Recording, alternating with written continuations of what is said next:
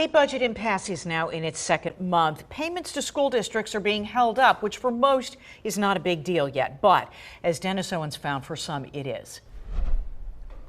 Steelton-Highspire prides itself on toughness and togetherness. That's what we're known for. You know, the little town with the big heart. Big heart, yes. Big bank account, no. It's one of a handful of school districts with no reserves. We're a district that's working with a deficit the last 14 years.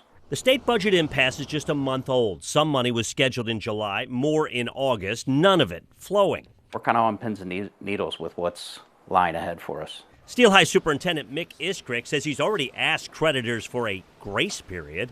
A protracted standoff would mean loans and borrowing. It's going to push us further down into the hole because we're going to accrue more fees, more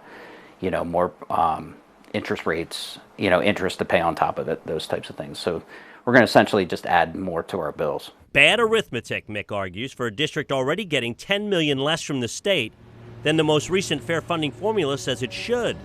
Budget holdups only make things worse. Especially when you're using the students as a pawn. You know, in my eyes, you're using the students as a pawn to get your whatever your political gain is. And unfortunately, that's who suffers.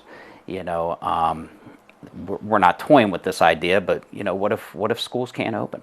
While finishing a budget might sound like hard work, Mick invites those lawmakers to his school to see the daily struggles of educating a student body, 95% of which is in poverty. That is hard work, and it will continue.